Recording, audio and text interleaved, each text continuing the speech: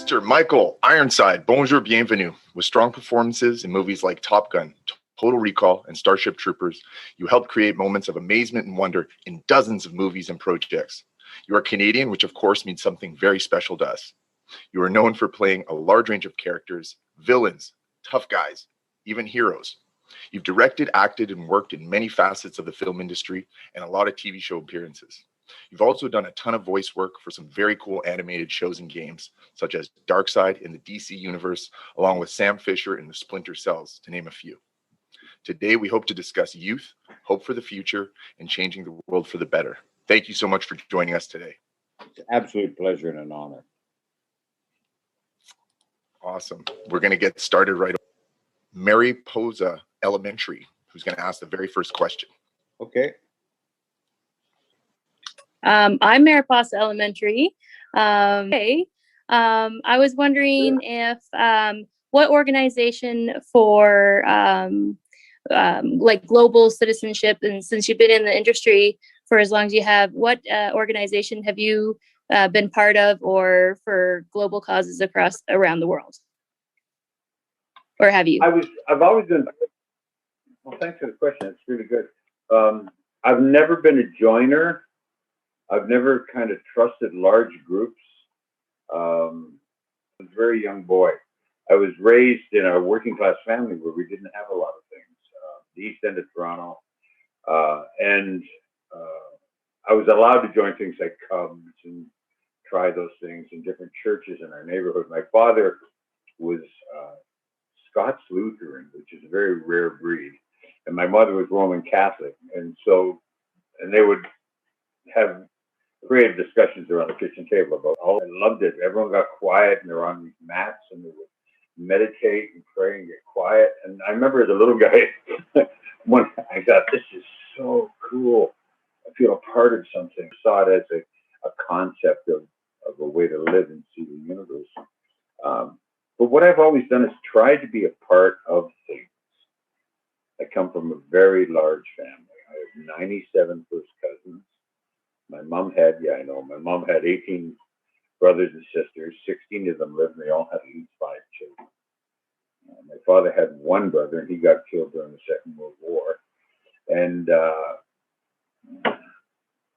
I was taught to be kind of tribal at a very early age.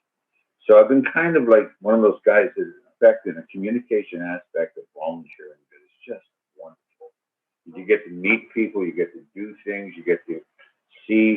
And I've always been curious, and the best way to feed that curiosity was to join things, in the sense of, but never a contract. I didn't like the idea of a contract. I did based upon who frightened me, who I was interested in, and then I don't know if that answers your question. I think I've just been one of those guys. I'm the kind of guy that talks to people on planes and on the street or in line.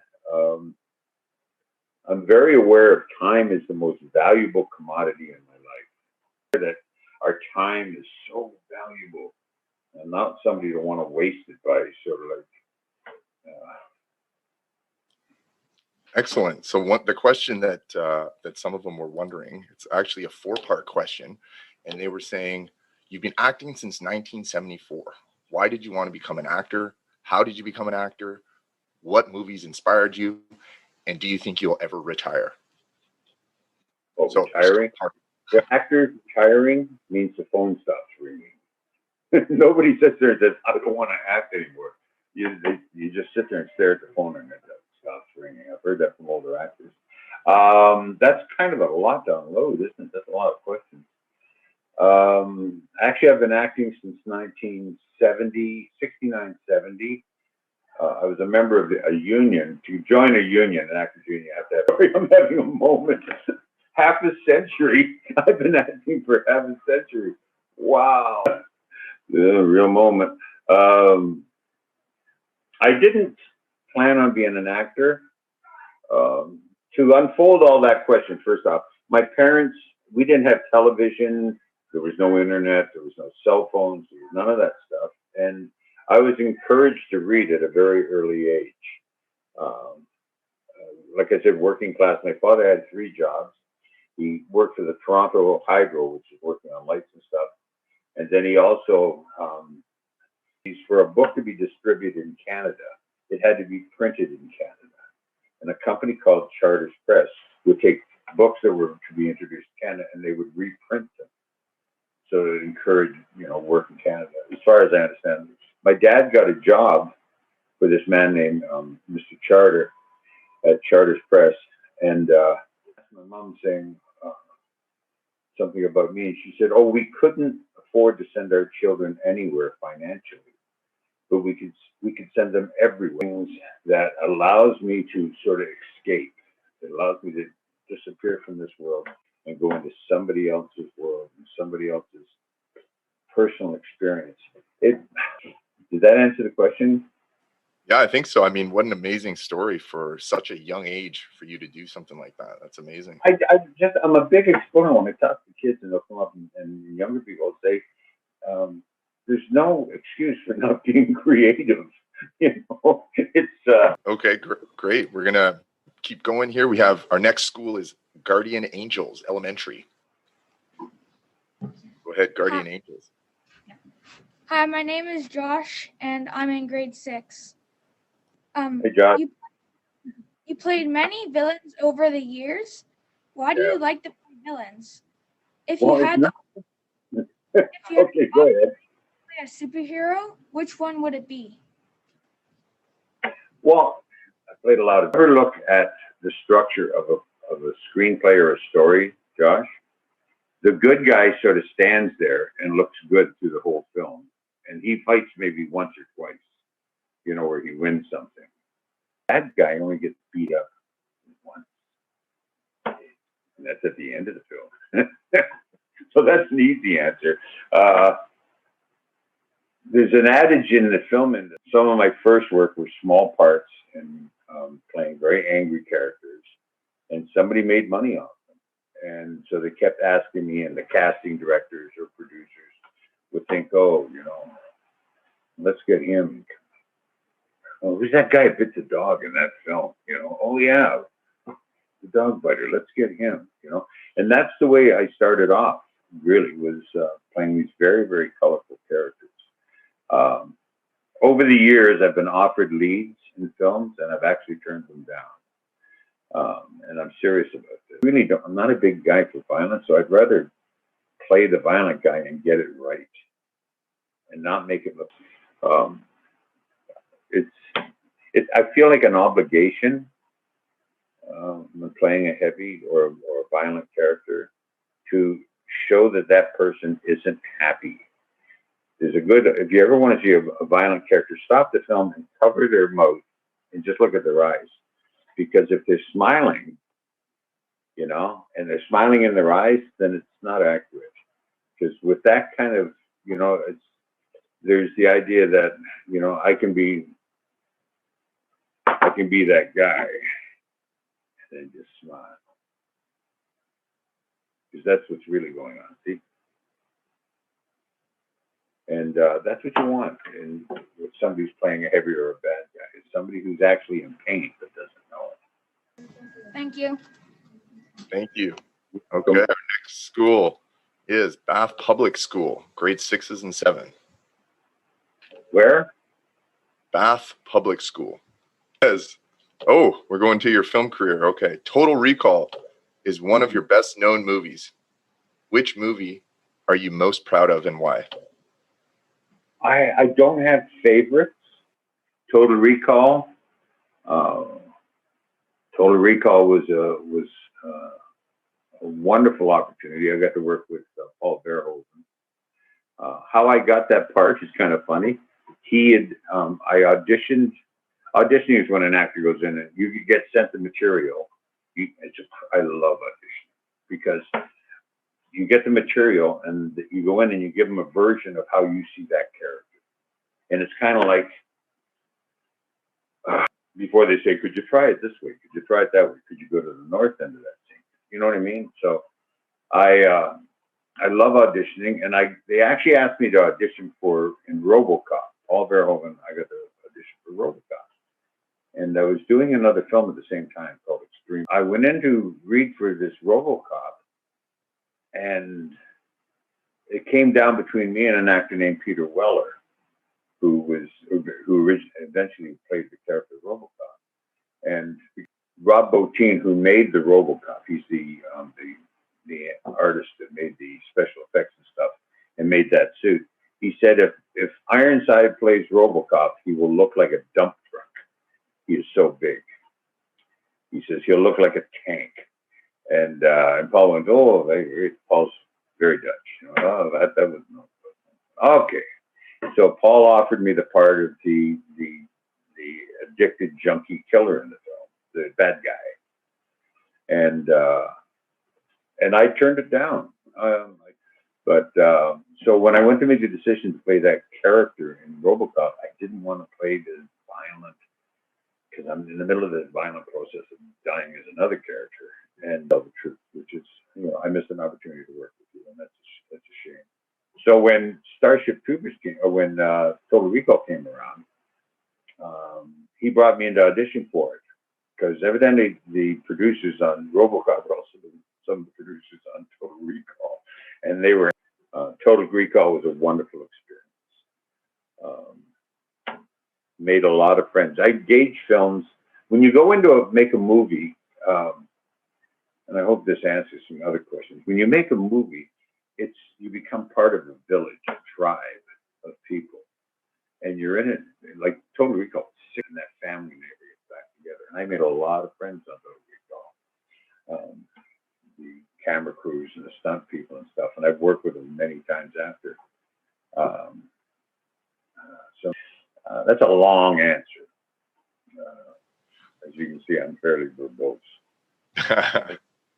Excellent. Okay, well, thank you for that.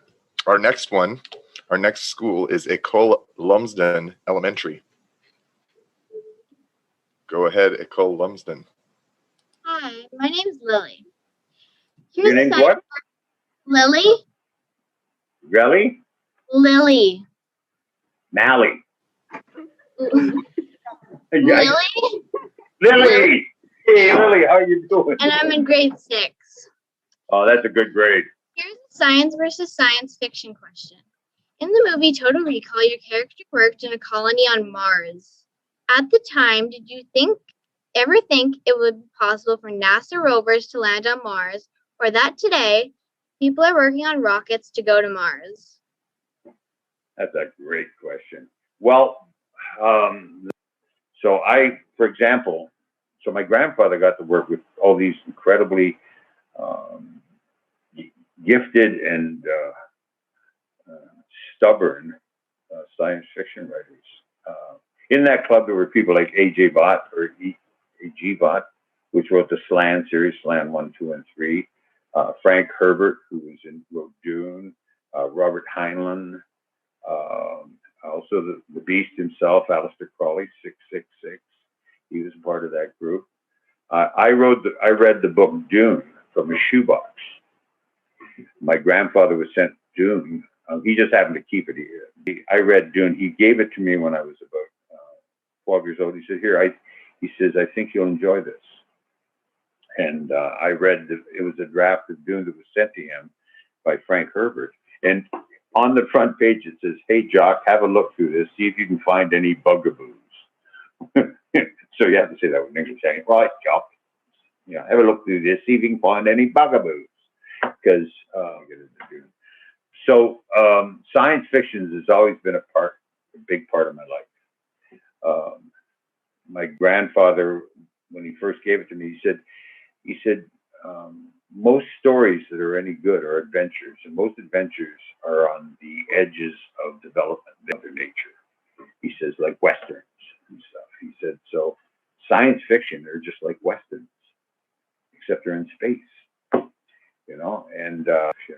so sci-fi, I love the way it engages your imagination and how it forces you to think, and it forces you to, is that a good answer? It is an answer. Good or bad? Right or wrong? All right. Thank you. Thanks. Well, thank you, Olivia. Adams Middle School. Go ahead, Robert. Bonjour. Bonjour. Hello, my Bonjour. name is Cynthia Texera, and I'm a French immersion teacher at Robert Adams Middle School in Holliston, Massachusetts, just outside of Boston. So we are bilingual. So my student, Taryn Craze, is going to be asking you a question, premièrement en français and then in English. Go ahead, Well, Taryn. Vas-y. My French is not great. That's I okay, you'll get both. C'est ça. Hello, first of all. I'll just ask you this first one in French and then I'll ask it in English again. Monsieur Ironside, je me demandais comment vous pensiez les jeunes d'aujourd'hui font face à la pandémie et comment cette situation aurait-elle été gérée dans votre jeunesse? Y aurait-il de nombreuses différences dans la manière dont les gens se comportent? Ou pensez-vous que les choses seraient-elles plus ou moins même qu'actuellement? Or, hello, Mr. Ironside. I was asking myself how you would think the youth of today would face are facing the pandemic, and how this situation would have been judged in your childhood. Would there be many differences in the way people acted, or do you think it would have been quite similar? Wonderful. You got a Massachusetts accent and speaking French. You're not a Southie, are you? South Boston? No, I'm from. It's a weird moving around story. I was born in England. Right. Lived there for 2-3 years of my life. I don't really remember England much, but we moved to France and we lived there for 6 years. So, yeah. You're very fortunate. Question about COVID and stuff. Yes, I've had cancer a few times, and I just got over a recent one last year, so my immune system was very challenged. And my wife, God love her, who's actually in the kitchen right now, she was on me like a shark. She wouldn't let me go out anywhere, do anything, and she didn't want to put myself in jeopardy because my immune system was really suppressed and stuff. I've gotten the Pfizer shot, the first shot of the Pfizer, a couple of weeks ago. It actually ended up putting me in bed for a couple of days because my immune system was so compromised. And I'll get the second one on Monday. Now, as far as how the COVID response, my experience, actually, I've lived long enough that I have previous experiences there. When I was a kid in the early 50s, we had a version of the flu, the Spanish flu, go through. It's not Spanish flu, but they called it that because we didn't have YouTube and we didn't have cell phones and you had to get whatever you got from the news, the newspaper that came in the evening or the morning.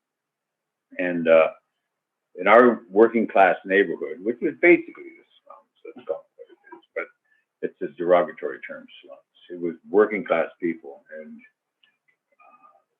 a lot of people living in small spaces together. And we got a version of the flu. And there was a big red sign put on our front door. And my sister and I, and the youngest one was just born, Billy, the first 3 of 5. And my mom, so we were stuck in the house in quarantine for almost a month with this flu. And people would drop food off at the veranda. My dad went down the street and stayed with my uncle and stuff. And it was very frightening as a kid because I remember being very, very sick. And my sister, her temperature got so high, her skin hemorrhaged. She started getting all these red welts all over her and stuff like this. And you could see it was, and whether it was the flu or scarlet fever or a version of the measles, who knows? But it quarantined us. And that sense of isolation was devastating. Rest my heart. And that's my sister Wendy, she's my pal. And so the idea of an infectious disease and the way it's transmitted and the fear it causes is very personal to me. We became very, very aware of personal health services been done by that. And during this COVID crisis, so many people have gotten the wrong information, going right from the of each other. You know, we've made this so much more difficult than it really is by, again, celebrating our differences rather than our similarities. Well, I hope I've been in this house for a year now. When we do this, it's like March 14th back. So I think COVID, for all its pain and suffering and stuff, has done a service to humanity. It's showed us our strengths and our weaknesses. And hopefully we can do something about those weaknesses. We can learn to be a little more understanding, loving, and, you know. Merci beaucoup. Oui, merci beaucoup. Thank you. So our next question is coming in from Ecole Howden in Manitoba. Manitoba, eh? Yeah, that's us. We're here. Where in Manitoba? Where's Howden? We're in Winnipeg. Oh, Winterpeg. Yeah. Oh, yeah. Winnipeg. So my first student, Isabella, she's got a 3-part question for you. 3 parts. 3 Great. parts. Okay, you want to get closer, Isabella? As an actor, you get to travel to different locations for your films. When you are not on set, do you take time to go explore your new surroundings? What location was the most memorable for you and why? What foreign location do you think was the most eye-opening for you in terms of how differently people live compared to North Americans? That's a great question. And I'm glad I didn't answer the other question with what I'm going to say now. Yes, I've been known, my agents are something that get you jobs. Agents and then managers help you manage your career. Because you can't do it all yourself. When you're working, you need somebody else to be somebody who can represent you. And I've driven my agents and managers over the years crazy because I will take a job because of the location. Just recently, I was doing a film that about a year and a half ago where I was offered this fairly large contract to do a film in Chicago, which I'd been to before. Nothing against Chicago and the Blackhawks or any of that, or the White Black Sox. Anyway, I just don't want to get into it. But the other one was in Budapest. And you got a choice between doing a job, which is okay in Chicago, or in Budapest. I went to Budapest, I've been fortunate with my travel in this industry to be able, I've done something like 300 movies now. The phone keeps ringing. I haven't been retired yet. And which allows me to travel. And that's one of the gifts of this wonderful, wonderful, grateful. I'm so grateful for this career I've had, that I can travel and see people and do things. And yes, it's one of the things I absolutely love. If I'm doing a job in another country and I don't have any time off, I will make sure that I have time before I get there or afterwards. I'll fly me in early or fly me out later, travel me later, so I can see some of the culture, see some of the people. I've been all over the world. Traveling to I've been so fortunate and grateful, so grateful that the education I've had is by traveling to so many different countries. I've been to just about every country on the planet. And he said, I learned that if you want to be heard, you have to learn how to listen. The better you learn how to listen, the better you will be heard.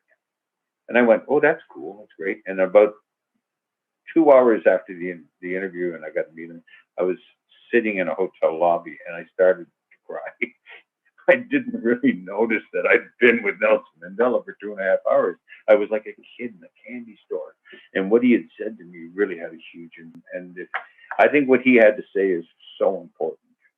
Pay attention, learn to listen, be aware of the things around us, acknowledge things, acknowledge life, in all its colors and all its misfortunes,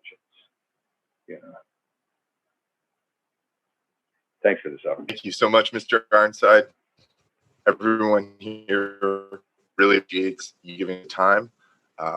We just want to thank you again and possibly have you back or part 2 or whatever we were saying, we really enjoy learning and hearing from you. Thanks again. I went on quite a bit there and used up a lot of time, but It's how excellent. often does somebody get an opportunity to talk to so many people about such an important subject? You know, Absolutely. but like, if we could find a way to say this stuff to people that didn't make it sound so clinical and so hygienic. You know what I mean? It's so important. Before you go, you say. Avery, So You know what we love? Oh, he wants to show you something. You drew Mr. Ironside. Oh, there you go. my God, that's so great. That's so great. Wow. I also paint and draw and stuff like that. I have, you know, you want to see a picture of my grandfather I drew? Love that. Love that. Here's a picture I drew of my grandfather. Do something for us for the book.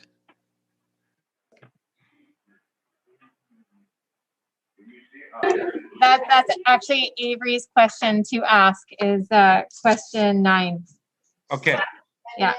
we'll get to that. One moment. Let's look at the drawing. That was a beautiful drawing. It was I showed the picture. Did anyone see it? Yeah, we got it. It was very Beautiful drawing. Beautiful drawing. I did that when I was 17. It was part of the portfolio that got me into art college. My grandfather was sick in the hospital. Turn it off. Turn it off. What do we do now? We just have one more question about the book that we're making, and maybe you can draw something for us. Wow. Sure. Absolutely. One moment. Go ahead. Unmute yourself. You can ask. Kids from Halifax to Vancouver, Yukon to Nunavut are putting together a book called Coast to Coast to Coast, how children came together during a pandemic to help the planet. Do you have a piece of writing, an inspirational quote, or a doodle you'd be willing to add to our book? Sales from this book will go to raising money for clean water access for Indigenous communities. Absolutely. Whatever you want. I write poetry, I write screenplays, I draw pictures, I write music, but you don't want to hear it. But I'd love to, Avery. Thank you. Thanks for that invitation. We'll work that one out afterwards, I guess. Okay, All right. That's a good drawing, by the way. thank you. You got any self-portraits? Something where you drew that's you? Self-portrait picture of yourself. No. No. Nah. Those are interesting because you get to see yourself the way you see yourself, not the way everyone else does. Try something like that. Kind of interesting. Okay. All right. You know what we love the most about your interaction with the kids is how you care about personally interacting with each of the kids who asked questions today. That was very special, and we really enjoyed that. And we will be in touch with you about the book. Yeah. In my family, once you were able to sit at the big table, you're treated like an individual. You're treated like not an adult, but you're treated like a human being. Your opinions, you were allowed, as long as you were allowed to express yourself in a respectful way, you could ask any question at the kitchen table. And if you weren't in a baby seat, it was free board. So kids that's what we got to do. We can't treat kids like kids, little goats. They're human beings, for God's sakes. And their perceptions are unfettered and unpolluted, not like ours. It's been constantly sort of like worn down by other opinions. Not very Thanks healthy. again, Mr. Ironside. Thank you again for everything. We'll be in touch. We appreciate it. Okay. Soon. All right. God bless everybody. Merci, au revoir, merci. Goodbye. Bye. Bye.